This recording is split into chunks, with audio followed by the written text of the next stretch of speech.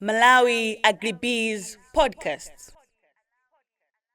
Yeah, ine ndi Mwafongo John Kisewe Mpakani ndikulandireni ku Malawi Agribees Podcast. In the podcast imene timakambirana nkhani zokhudza ulimi komanso business ya ulimi. Lero tili kuno ku area 6 mu mzinda wa Lilongwe.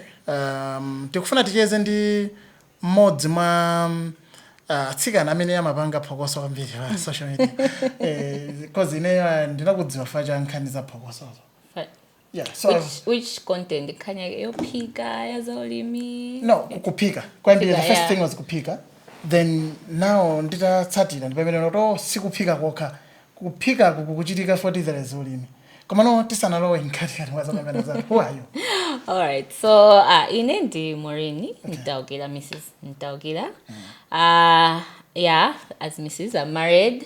Ndi ana awiri anyamata okha. Yeah, so ine ndimuthole ndimakonda kuphika. Ndimakonda kuphika. And I used to work a lot. Okay. Yeah, so recently, last year, I quit my job. Yes. And there, because I was home, like I was cooking more and stuff like that. And then I just started filming my recipes and then just posting them online. And then I saw Kuti and Sangalata, and then people were commenting, oh, this is so inspiring. Yeah,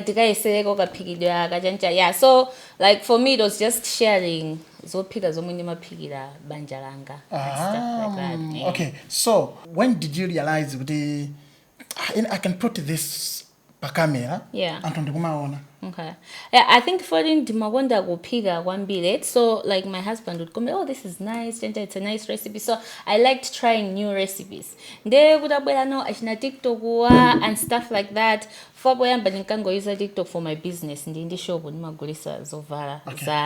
yeah, so I just used to use it to promote Zangaza businesses. So yeah, so I saw Woody, people were engaging, and stuff like that. So I was like, one day I just filmed the process. You're done, your pig. I'm like, let me just post because I saw people sharing their life by TikTok.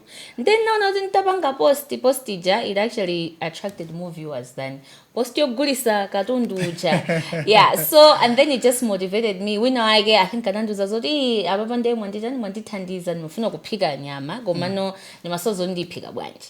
So wanditandiza. So like that motivated me. The next time I posted, someone said, "Good, you know what? This is so inspiring."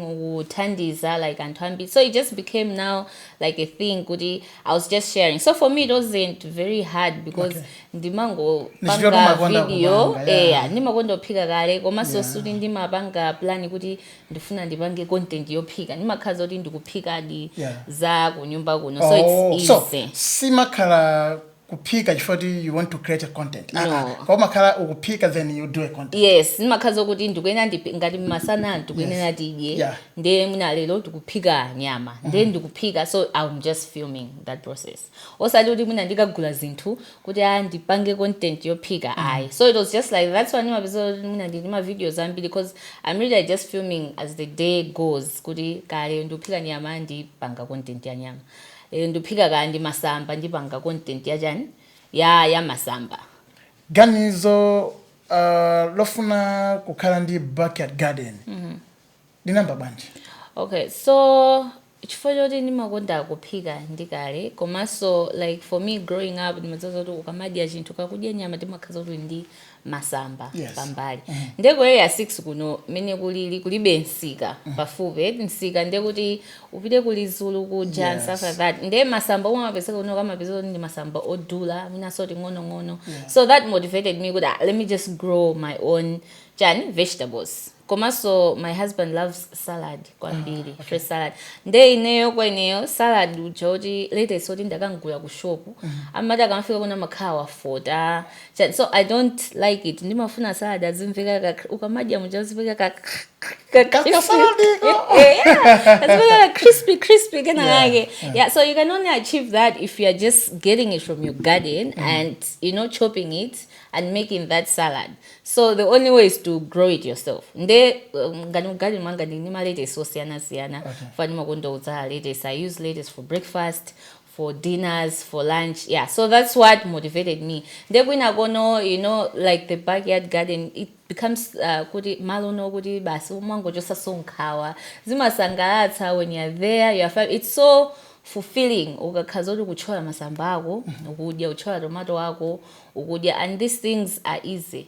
And zinthu zambiri zoti timalima zomwe timadya daily zoti sufunika sokagule masidzi ka kuti nzokuti zinazo ngati ukadzala masamba kamozi masamba aja akakula amachulusa soti masidzi take toti uthaso kuzala tomato imweyo umatha kufesa bola iweyo mudani umusamale bwinobwino mbatatesi yomwe timagula yokudya utha kuizala, stuff like that. Are you a farmer? I call myself an aspiring farmer because I have just started farming. Agripreneur. Yes. That sounds better. Yeah, that sounds better. Yeah, I think if you see my content, but I've gone into farming content, so I always say I'm an aspiring farmer because I want to get there, but I'm just starting out. So chidwi cha backyard garden chinachokera ku chidwi cha ulimi. No, I can say with chidwi cha ulimi chinachokera ku backyard garden. Yeah, I think when I saw how growing things are, how easy it is, how zinthu zambiri ndizoteka, I was like, I can do this large scale, so that's how I, like this year I grew my first tomato field, and panopa I think itamaliza kukolola muna ndole ndikusokosa pa internet pa nimagulitsa toma. I was like, saguleni aspiring farmer. So I sold my tomatoes and I made some money from it, and then naona zoti muli drama. So like this is my plan for this year, is to go full time into farming as well. Nkhani ya backyard garden. Unayambadilira? Nambagalekale. Okay. Nambaga, it's just that I wasn't sharing. All right. Yeah, Nambagalekale. Before we were living in 47, I used to have a nice garden there. Kumegoko, so it was even bigger because dotilage linali labwino. Kunogo dotilage linali lovuta. Komano over time, because I think in the kanduli limbigila and stuff. La mpago kuteka go dotilina. Komano the other part, in fact, in my business we use the sacks. Timatumpa ticha ni mazala matumpa muja, because then ndithokatenga doti nimakatenga pena kumunda outha kugula paliso mala mbili ena amagulisa madumba madoti kale pa 18 pena pake pajama kugulisa ma seedlings amagulisa so madumba ndi doti. You can just go there and buy ndikuzala mbeu zako kuchani kunyumba. So that garden number kale, it's just that I think I wasn't filming. Yeah, pano because nimabanga film zophika, then wabeza zoti mina ndikaonesa anthu ndikachola masamba, and then people were like, let's see your garden and stuff like that. Then I started showing people my garden. Tifika mu garden? Yeah. Muli masambanji? Ndili ndi repo, biru, Chinese, spinach, ndili ndi beetroot, anyezi, garlic, ndili ndi tomato ndendo ambiri, ndili ndi green pepper, ndindi nkhunguzu, ndindi nyemba, ndindi sawawa, ndindi bonongwe, nazala bonongwe actually nagwa ma seeds, ndindi bonongwe, ndindi chigwada, is it chigwada? Masamba chinangwa, yes. Ndindi chigwada, ndindi ma watermelon, ndindi broccoli. China ndijani. I think it's in Andaiwa. Okay, ndini ma spices. So siana china oregano, parsley. I have those ndindi cauliflower, nazaso cauliflower, ndindi cabbage as well. Yeah, chimangomela patali. Spinach I think ndanchula kale. Mbatate siso ndini mbatate sinaza mbatate sema matumba ena. So I do have mbatates. Yeah, I think those are the ones I can remember at the top of my head. Okay, so how big is your garden? Because zimene machulaba zikutamangira 15, 16 plus. How big is your garden? It's small. It's not very big. Of course, ndinagawa zina nazala matumba. Okay. Yeah, which is a lot of that is tomato. Zinazo ndoti zili mu mabedi. Komano ndizambiri ndizokuti panopa ndakhala ndikugulitsa like repo mpilu, Chinese, the spinach I've been selling. Even matomatoes ndinazala matomatoes m'matumba mwanga then nadzala zoti anga okudya because tomato wakumunda manazo sinanga ndimagulitsa mkulu kunoko ndimadya wang'ono so I was like no awa uyuyu akhawa kunyumba kuno koma guess what anthu akabweza kugula masamba ifuna tichole uyuyu so I've even been stealing my tomatoes. I'm buying my tomatoes. Yeah, so yeah, I have a lot of tomatoes. Komano ndabanga ndabizozori people are interested in buying. And natagabwe mazori cholani ka masamba, so they're able to pick the vegetables that they want, the tomato that they want. So they find that exciting as well. But I've made quite some money. Even the other day, tomato yuyu wangono I mean tunazori ni malimi ya wanga. Yes. I think it's just about kandi 30 trees ka whatever, and then ndinabezonda nachola ka basin ndithu basin, and then someone came and said if ndifuna tomato ndemaza tomato wata kumunda ncha uyoyo, and then ndacholela it was around 20,000 ndachola, and I was like basi ndikagule ndiwo. Then I went to buy nyama, ndagula nyama ndikana ndima spice and then I was like okay, I still have tomato from the garden, ndagula nyama masamba alipo. Literally I can be able to eat every day from the garden, not just for me, but if I sell I'm also able to buy nyama ina yake. I'm also able to buy ka china yake choti chokufunikira pa khomo nditha kukwanisa kugula sungagone ndi njala. I think uli ndikuthekera kuti mutha kugula masamba amene mukufuna. You can go in the supermarket ukagula masamba akodite, tomato, chilonse amene mukufuna. Chifukwa chani mukudzilimira zinthuzi? Okay, so first of all, for masamba, I mean you want fresh vegetables every day. Ndizimasana ndiwo ngati nyama yomwe nditha kupita lero kugula ndiwo za mwezi tisunga mu fridge. Singagule masamba a mwezi kusunga mu fridge. It means kuti every day I need to go and buy every other day. That's time and money as well for me to go to the shops. Komaso masamba jagabwera, they're not going to be as fresh. Kuti ndagula kama ndikuphika, they're not going to be as fresh. Komaso you don't know umeke kujola maiza chemicals anji and everything. Ndikamali mandeka, I'm very sure kuti ababa ndikuuse chemicals anji. Komaso ine masambanga, masamba kajashina lepo mpilu chansini matila fertilizer, ndi matila mangoiza manure. Yeah, so I would say it's organic. Of course, I do use mankwala, peanut, oti. Komano masamba ngati lepo mpilu Chinese umatha kulima ubanda mankwala. Unless kuti muna agwida matenda utha kuthira amasana ndi tomato. Tomato ndi amafunika mankwala all the time. There's a debate outside there. Yeah. Akuti timanena kuti kulima organic. Pamene tikuthiramo mankhwala. Ndiye kuti si organic ukapopera mankhwala. Tirekeza ngati tomato. Tomato angalimba opanda mankhwala. Tomato ndesa angalimba opanda tomato. I don't know, even tomato mu greenhouse, kuti mulima mu greenhouse mumapopera mankhwala. For tomato kadi ngano ndopusa kadi ngano ndota samachedwa kugwida matenda. Ndamatiso akagwida matenda aja amapasira anzake nsanga. So akangogwida matenda ndiyoti it affects growth, even ma fruits aja pali matenda ena kuti ndiyoti zipaso zija ziboka. Tomato magopeza zoti ndinaye sako ineyo kulima tomato opanda mankhwala. Wina nakula ndithu kupasa chipaso umati ukadula upeza ndola tomato uja amakhaza kuti matenda osiyana-siyana. Not saying kuti tomato sangakule mpaka na kukula mpana ukolo opanda matenda, atha ukula komano most of the times it's going to be affected. Sangakule bwino ndi mene angakuliyo kuti ukumupopera mankhwala kuti umuteteze ku matenda kapena tizilombo toti titha kudya tomato uja. Amasiyana ndi masamba utha at least ibe kulima mwina opanda mankhwala amakhala kobwino. Ndikutheka kuti mwangotipeza kumene mukuonera Malawi Agribiz podcast. Tili ndi Maureen. Amalongolola kwambiri pa social media. Zakudza kuphika komanso garden.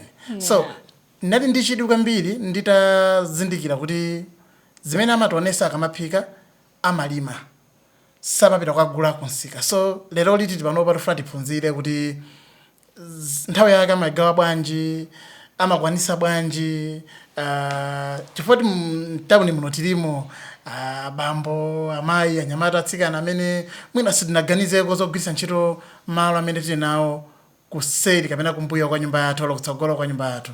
Now unaphunzira kuti kwa ulimi ngati school? Yes, because kusamalira tomato kuti aoneke mmene akuonekeramo sizophweka. Mwina agriculture yaku secondary. What is agriculture? Agriculture is the practice of. Now I wish I paid attention. I think ndofunika buku la agriculture yaku secondary school. Jakuliona, I feel like it's very so says so much mabanga bad. I feel like zilimo kwa mwina tikango phuzira kuti tikhoze mayeso. Because ndikufusa fuso ili chifukwa chonena kuti wina wake ali ndi malo kuseri kwa nyumba yake akulu.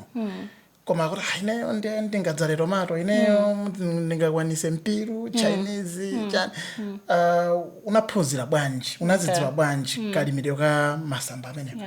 Okay, I think first of all muntu you have to want something. Ngati muntu ukuchifuna chinthu je njira imapezeka. Ineyo how I think about life is kuti ngati wina wake anakwanisa kupanga chinthucho ineso nditha kukwanitsa kupangisa, because if I have my two hands, I have my head, my brain or whatever, I can do anything that muntu wina so atakupanga. So first of all you have to believe that you are able to do something, and also information is out there. Kuli information yambilimbili mabuku, ma internet, even from people that have done, a particular something. I get a lot of people ngati panopa because ndikulima tomato ndimandia ma text kuti ndikulima tomato ndofuna mundithandize, so they just say that komano muntu okuti ali serious who come ask bwino for information kuti kaya mina timafuna ndikumani ngati uli serious. Yeah, of course. Yeah, so like for me ndalima tomato ndipo wandipangira drama ndichosiyana yoti ndithonazo ndapanga chani ndapanga drama. So what I used was, this was my first time. Yes. I read books, I watched videos on the internet, and I found people ku Malawi kuno okuti amalima tomato pa internet bajesuti mangokhala mangoonera ma video kuti kaya ena akuvina ena akutani. You find people okuti akupanga zinthu zomwe iweyo ukufuna kupanga, so you learn from them, and the approach matters. Muntu sumangomuza zoti tandiphunzitse kulima tomato and then you just leave it out there. Iwe ngati ukufuna chinthu chija, you're supposed to go there humbly, kaya upeza njira yokuti ne muntu yuyu nditha kumufikira bwanji. Yeah, so I thank God for my journey, because I met people ngati palifatsani malonje let's talk agriculture. She helped me with my tomato farming. You work grow seedlings, I'm a some seedlings. He also helped me. So like for me, I was so interested. I was like, okay, so how do I do this? How do I do this? Zakuti zikatani madani ndifuna ndibwere kwani ndizaphuzire ndibwere and stuff like that. So ngati ubwino wa grow seedlings, amagulisa ma seedlings uje ukagula ma seedlings kwa yeye amakuza so kalimidwe ka chinthu komwe iweyo watani wagulacho. That's the good thing about him. So like for him, he played a major role in my tomato farming because he did help me.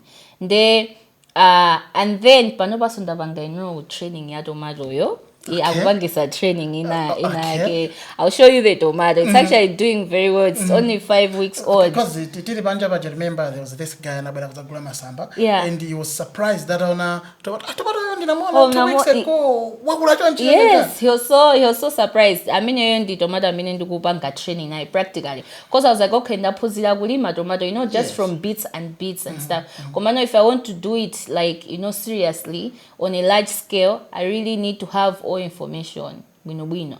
That's why I enrolled myself in this training kuti ndiphuzire kuti mankhwala wati matira ifajani, why are we putting this for, and tuti mangoti tomato afunika mankhwala, but we don't know mankhwala nje, or mankhwala akupasa you don't know tire bwanji komanso you don't know kuti awandi kuthira ajani. Ungoona zoti anthu amangoti mako kapita even mashomu mankhwala ndi abwino tomato, but they don't explain kuti nda chifukwa yani. So we have to inform ourselves. Then on the initiative yaiweweka, whether uonera ma videos, whether you are learning from people, whether you are reading books and stuff.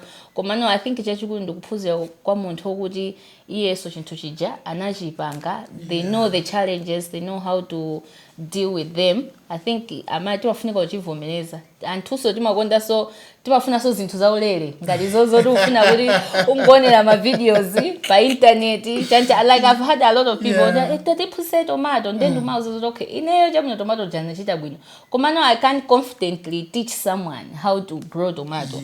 This was my first time. I still have a lot to learn and in mouse pali training ndete 5,000 lowani tipuzile jani limoza and people ungoluza iweyo and this training is practical. It's going to take like 6 months because we're learning step by step.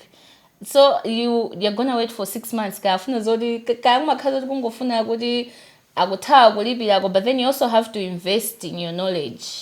Nthawi yoti musamale banja muthamangisa ma business ashop ogulisa zopazana garden ipeza kuti.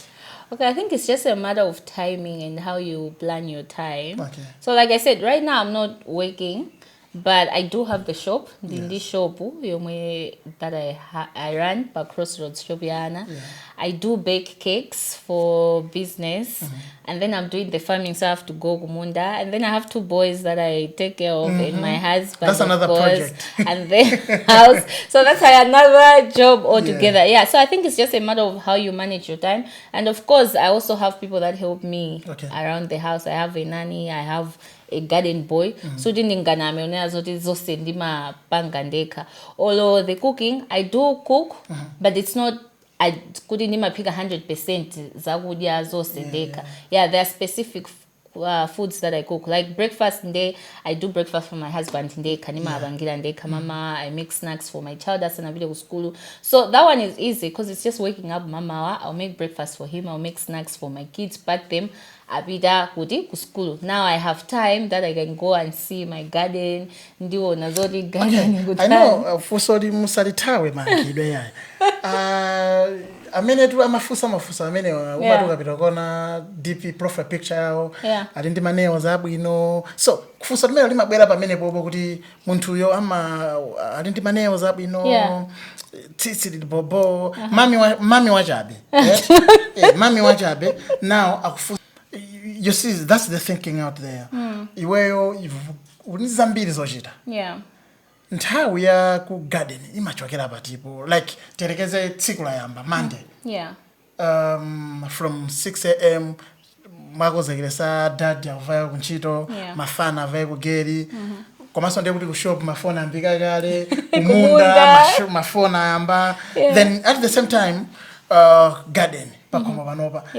How do you manage your time? Ndifusa mene ndachidopa kwambiri ifa nena kuti if you can go back to comment section per Facebook, per TikTok, so it mabwera now and again. Mommy, how do you manage your time? I think it's just about managing your time, really. It's just a matter of managing your time. Like, okay, for me, I think even when I was working, and like I was a project manager, so I know so well in terms of I can multitask so well because we used to have a lot of projects. I used to manage a lot of people, so it's just how you plan your day. When you wake up, you decide like, and also having like a great team that you are able to work with. So it starts with having people kunyumba that I can trust, having people who shop that I can trust, having people who munda that I can trust. So when you have that great support system, things work easily. Like how many hours per siku you spend in garden? I would say maybe 2 hours. I can spend maybe 1 to 2 hours if I'm working on something. Kumano every day, like there are some days where I'm just going there to like walk around, see what's happening, and then there's some days where I'm going there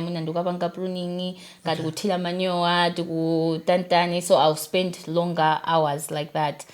So it depends on what I'm doing. Kumano every day I go there and I will like check it out, take pictures, take content, and and stuff like that. So it's not okay. Sinchito yokuti ufunika tsiku lose kuti ukhaleso kuti uli ku garden. It's just how you also maybe delegate and how you follow up. Because kuli masamba ena ngati tomato amafuna attention kwambiri. Amafuna attention yochuluka. That means tsikunali lilonse ukuyenera be ukamusuzumire. Do you think wachinyamata atakudzilemba yekha ntchito kugwisa ntchito backyard garden? Yeah, kwambiri ata kuzilemba. Okay, so zomwe akuyenera kuchita, especially if you have a small space, what you need to grow is high value crops. Okay. Yeah, mbewu yokuti ukalima zochepa zomwezo zitha kupangitsa iwe kuti ukhale ndi ndalama zambiri. Things like achina beetroot. Okay, kuti ulime iwe masamba, ndi kuti ulime tomato malo omweyo, let's say kakota eka kaje, kuti ulime masamba, ndi kuti ulime tomato. Upeza kuti tomato uja akupasa ndalama zambiri, pamene masamba aja sakupasa as much, even though they're taking up the same spot. So it's just a matter of for you to calculate which ones are high value, komaso which are zomwe minansika sungandisowe chakuti nditha kugulitsa kutiko. Things ngati achina beetroot iwo, achina tomato, achina anyezi, achina cauliflower, broccoli. There are things okuti kuti iweyo ugulitse umapanga ndalama zambiri. Ma bell peppers aja, achina red pepper, yellow pepper, ndokuti utha kuzala matumba. It's just that I think lelolo ozasiya dot enaka ozasiya dot ndogula dot linake lapazala. Magonda limakhala very nutritious. Yes. Ndomweso naizo zali ya tomato ndifuna ndizale ma bell peppers kunoko. Yes. So I'm going to grow around maybe 400 bell trees. 400 trees. Yeah, plants of bell peppers, which I want to sell kunoko. Do you know how much bell peppers are in Chipigo per kg? No. I just checked yesterday. It was like 23,000 per kg. Kwacha. That's how much they're selling them. So imagine you're selling that yourself. Ukaodesa even like kuchipikuko, obviously, and ukamodesa ngati ma shop ngati amene suti ma price ake amasiyana kwambiri ndi omwe iwo akugulitsira. Yes. So even if you're selling at 20,000 per kg, chimanga chili bwanji per kg, and then you see my bell peppers ali bwanji per kg, and my bell peppers ndokuti utha kulima bola iwe wasamalire bwinobwino. So it's not about the space, but it's about how you take care of the few space. Yes, even the few plants that you have, how you take care of them. Kudi iwe even my bell peppers 400 you kuti iwe wasamala usewa bereka bwinobwino, you can make so much money from it. So do you think this is the right thing kuti mwina atangoyankhula ndi makolo pakhomo kuti ine ndofuna ndiyambe kulima? And by the way, mene ndaendera backyard garden yako ukuyika masaka matumba, that means ngakhale kumalo amene kuli slab Zoteka. Yeah, they can do that. Ask their parents abeze atakulima as long as their parents say kuti it's fine. Komanso I always say kuti like achinyamata ambiri kuti mina angomaliza kumene school ali ku Lilongwe kuno anthu timakonda kakamira kukhala in town. If you don't have malo, nthawi zambiri makolo atha makhaza kuti kumudzi malo chani malo alipo kulima 3 acres 4 acres whatever, you can even go and grow if you want kuti muna uzizalima ku Lilongwe kunoko ulibe chochita pakadali pano ku Lilongwe koma kuli 3 acres somewhere which your parents is just staying kamuna udikira nthawi ya mvula yoti uti uli ndi capital kuna akupasa ka 1 million ka akupasa 2 million utha upita kumuzi kuja ukalima ukolola zinthu zako, you'll be able to sell and make ka upanga 5 million 6 million uthopeza zoti wagula malo town muno kenako you shift you come here. Koma no, I think anthuso chimativuta ndi kuvomereza sinangalisa kamaiza school ufuna bile ku town ukapeza ntchito koma ntchito zikusowa. I'm fortunate enough because my husband bought a lot of land, so we have land yokuti nditha kulima, but then there are those options ndakhazo ndilibe malo kunoko ndifuna kulima mina nditha kuganza ndikalime kumuzi kwathu kaya kuti. So there are people like that kuti suti malo alibe kumafuna malo akulilongwe kuno, which panopa it's very hard to get malo. So achinyamata ngati makolo anu ali ndi malo kandi kuzomba kandi kuti pitani kalimeni instead of just staying here looking for you still apply you are there ntchito muzitani ntchito zamasukano sondo online za online sizufuna so kupita ku post office, so you go there with the money that you have, you find kuti so mwina ntchito ngamazaipeza you are just like kuti with the money you are offering me kulibinoso ndingopitiriza ulimi koma no malo anthu ambiri amakhaza kuti malo alipo fa ife ukamati anthu ngati na muli kumudzi mapeza zoti malo alipo malo sakungotani akungokhala. Ineyo I was so surprised after selling tomato. Ndaona zoti azimaya tomato ajama panganda. They make a lot of money. They make a lot of money. Even alimi kuti apanche kulizulu kuti those people make a lot of money. We just didn't. Now I know kuti people do make a lot of money. So the backyard is a great place to start. Uyamba komanso when you're doing it at small scale umaphunzira zinthu zosiyana-siyana. Kusiyana nkuti lero ndi lero kwangolima tomato 1 acre. Munthu okuti sunalimeko tomato kuti you don't know kuti umakumana ndi zinthu zotani. Komano mbackyard muja zimakuthandiza kuphunzira zinthu zambirimbiri. Komanso chinthu ukayamba kuchipanga, that's where you get more information. Ngati I didn't know a lot about tomato, but now I know so much. Even matenda, as you grow tomatoes, now you know okay kuti matenda akuti because you meet them into zija. So they say experience is the best teacher. So this is how you learn. Kuti ukamaza fika pajepo kuti wapeza malo akulu ufuna ukayambe umakhaza kuti knowledge ulinayo. Even anthu malemba aganyu ajenete amakhaza pa madam tipange chakuti when I just started and tamando say pa timatele panopa I'm able to tell them kuti apa situpanga chonchi ichi tipange chonchi ichi tipange koma ndintu azozoti ndiuze chifukwa chani. They also don't know ena ake koma anapanga chonchi kuti you need to have facts. So if you don't have facts, you're doomed because people will just tell you kuti panga chakuti ndo mangosatira umangokhaza kuti akuti atanathira fertilizer wakuti iwe sokathira. You don't know why they're putting that, but if you have knowledge, so you can only get that by learning. Ukamapanga backyard ija ukhaza kuti ukuziphunzisa so wena. Now you wanelapo nkhani yokhudza investing in knowledge. Kokhala munthu oti wa za bucket garden so waziyamba lero kapena dzulo. Chifukwa chani unaganiza kuti upite ukonjezere nzeru? It's very important. Okay, because I always say kuti farming ya mubuku ndi farming ya background ndizosiyana kwambiri. Mubuku the right procedures do this and that. When you go on the ground you're going to meet totally different things. So with farming you actually have to do the things, go through them for you to really understand kuti chakuti mukupanga bwanji, because there are a lot of factors that affect growth ya chinthu, whether it's soil, water, mankhwala, fertilizer that you're putting. Ndo ukakhaza kuti knowledge imeneyo ulibe fazi nthu zimuthu kangozinena, you just think kuti okay ndizale ningofunika doti ndizithilira ndi mbewu, which inde ukapanga zimezo zituluka zipanga. Komano you find kuti munthu oti wasatira ndondomeko zenizeni zoyenera kupanga pa mbewu imeneyo katundu wake atuluka bwino kusana ndiwe amene unangozala. So for me penaso chimafunika zoti ungovomereza zoti you don't have that knowledge. Munthu you are not all knowing. You get what I mean? As an aspiring farmer ukuthi wangoyamba kumene I don't have that knowledge. Panopa ndikuphunzira za tomato, ndiphunzira za tomato, maybe I'll be a pro. Ndipeza zoti ndikumapanga mwina ka 30 million ka whatever pa tomato, but that does not mean kuti ndilime batatas I'll be a pro at it.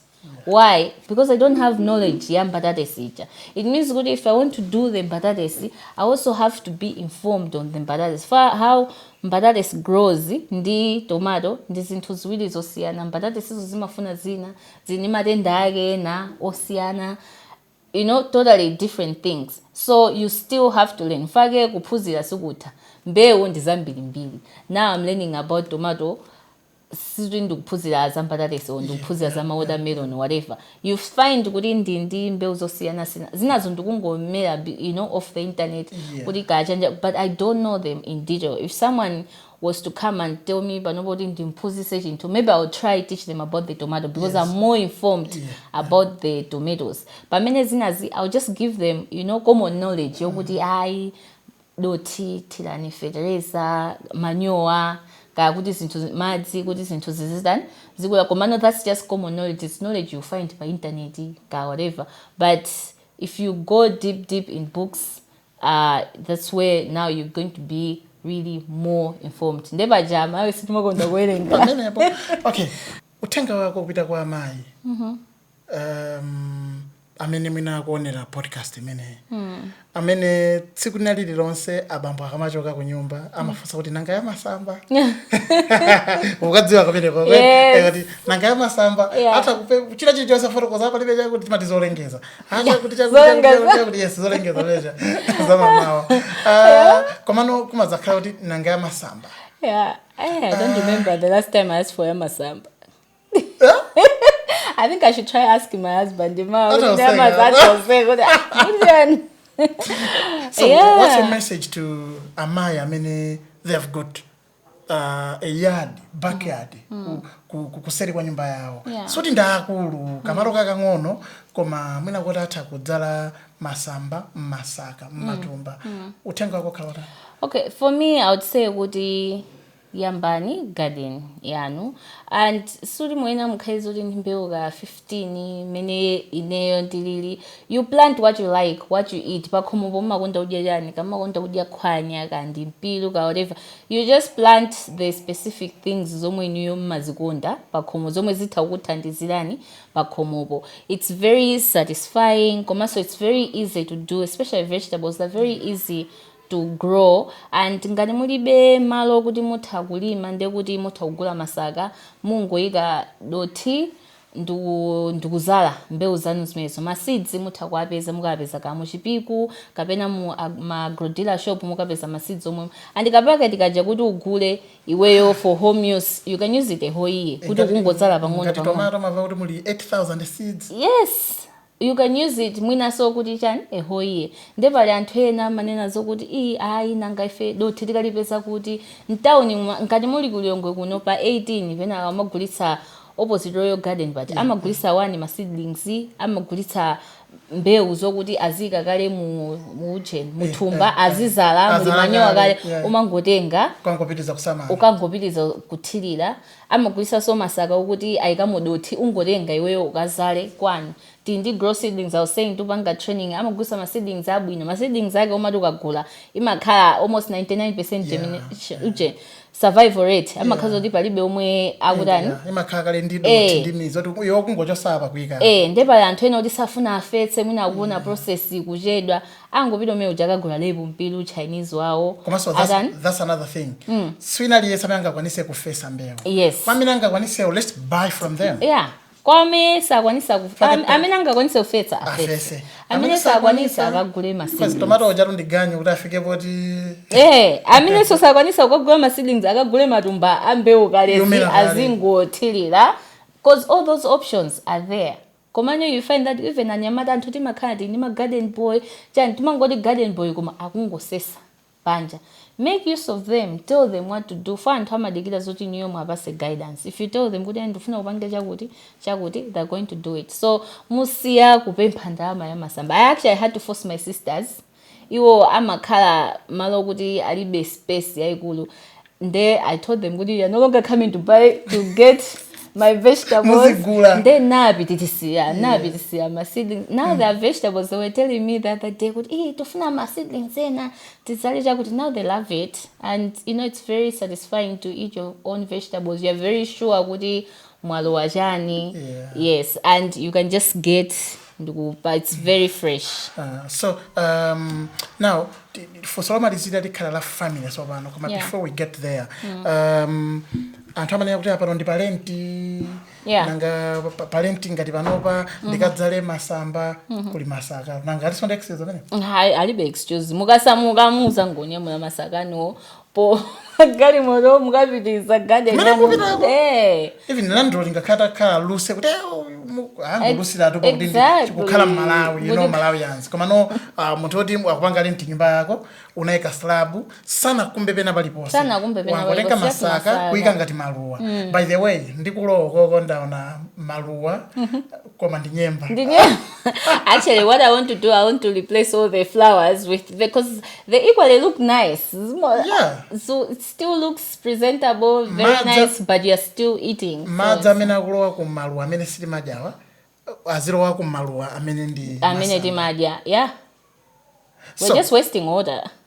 Let's figure kunyumba kuno kwasopano Mr. and Mrs. plus the two boys pamene mnayamba kudya masamba odzilimira ndi mmene munkaja zogula back then. Just in terms of I think it's the love for vegetables. Like panoba, I feel like my son loves vegetables more. Maybe because they're more fresh, or I think it's also because like he gets excited that are we going to cook this? Okay, let me go and digachole. So he's usually helping me in the other. So he's excited to eat, and then he goes like, "Oh, I'm the one. I'm in that chola masamba." He gets so excited. So the very even salads he loves. Salads, he loves the crispiness because they're fresh. Mas I think kale sina ngakwa makaya limited, but now like I have like cinema dia masamba umweo like constantly. I'm able to change. I'm able to make spinach.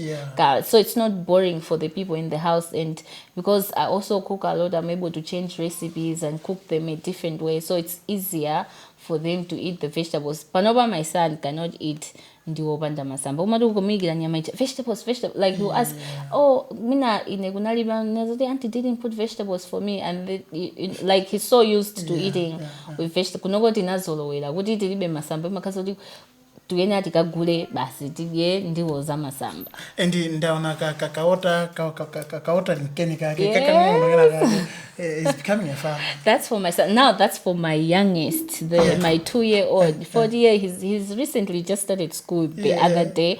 Kumano amaka wolimbani anaota again with my garden boy. Ndoda kama tili and then nanguli agakasu alimabuta age.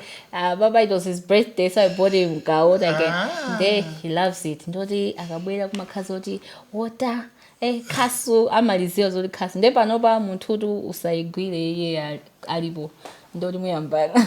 Okay, fine. So, ngati Maureen, backyard garden. Yakuthandizira bwanje ku ulimi. Ngati agripreneur now, because you mentioned kuti ulima yanja experience yaku backyard garden yakuthandizira bwanje kukhala mulimi amene akupanga business. Oh, okay. So, backyard garden yang ndinganezoti yandithandiza kwambiri foti ndaphunzira zambiri from growing my own vegetables. I've learned so much about what plants need and matenda umwe amagwira zinthu. I'm learning every day. I'm still learning, but zinthu zina zokuti I'm still learning what I need to do. Komaso even how kuti anthu amagulisa bwanji zinthu masamba. Like you saw there was a guy who came to buy vegetables. How to make money. Like I'm able to know what okay masamba wa baba banga produce ambili bwanji, and if I sell this how much, this is how much I'm going to make from this section. But no bandaza masamba kumunda got almost half an acre. Okay. Because of the inspiration that I got from the masamba domwedili mu garden munomo. So I quite understand how now kudi masamba magulisa branch from selling it small scale. There I feel like this backyard is teaching me a lot, which is helping me in my farming journey. Yeah. Utenga kupita kwa mamami achabe kunjako. Kuli mamami achabe kunjako. I mean, they feel like they're working. Nalinchira bino alindi mamuna bino olimbikira. Kwa mamina sana ganize zokhala ndi backyard garden. Yeah. Chifukwa choti mwina they do nails. I know how expensive my nails are. Mwina baganiza kuti munthu amene you are into farming mwina ndikuti you look dirty nthawi zonse simapeza nthawi yodzisamalira simapeza nthawi yosamalira banja lako. What would be your message to kagrupu kamene kakanthu? Okay, I would say kuti don't look down on backyard farming, backyard garden or farming in general. You can still do it while you're still doing office work, while you're still being a baddie. You get what I mean? First of all, for nails, there are gloves already at Mutawa. You don't want to touch them with your fingers. You can wear farming gloves and do whatever. So you don't necessarily have to do it. You can just have people do it and you direct them. That way you stay at the end of the day, what you want is fresh vegetables. So you just need to give directions. Just inform yourself what is into Z. You find someone that can do it. Because if you're working, you can maybe afford to hire someone to do that work.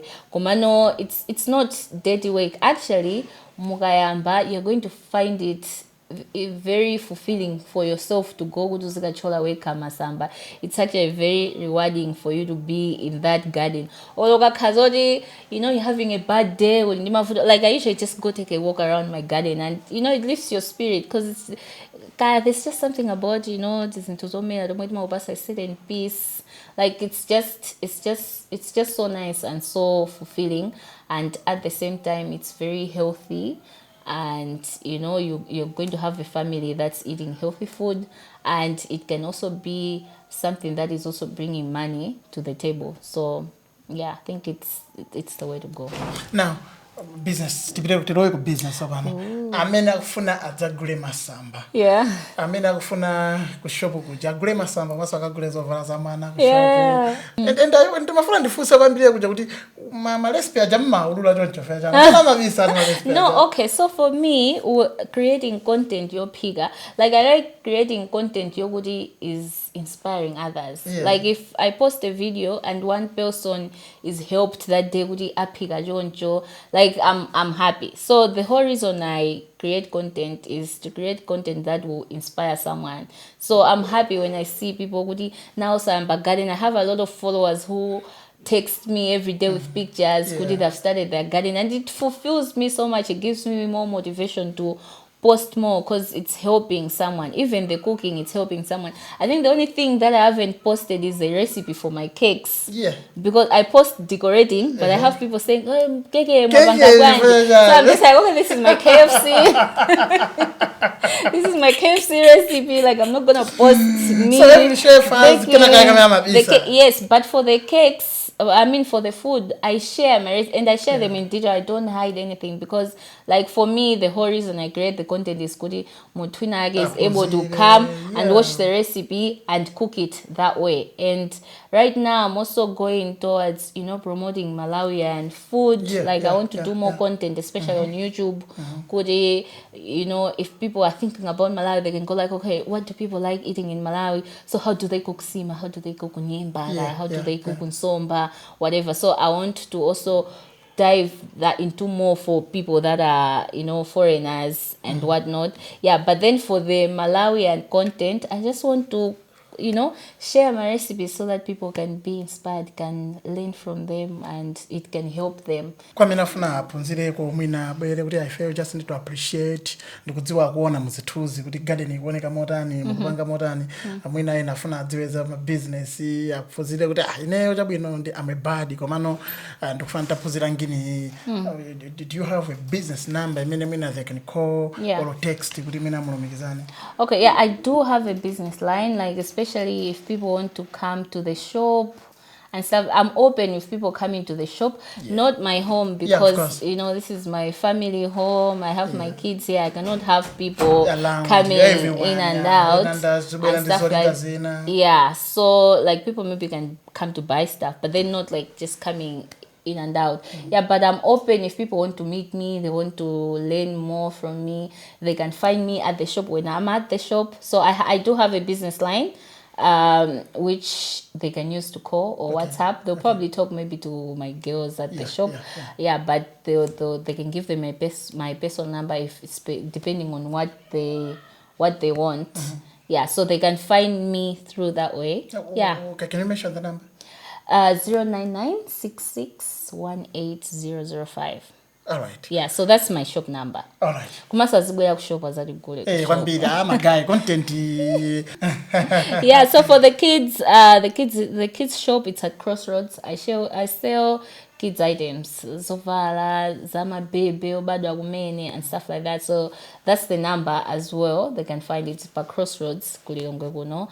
For my farming stuff, I usually sell from home. So when I have them, I put it out on the internet. Could I have stuff? But no matter what,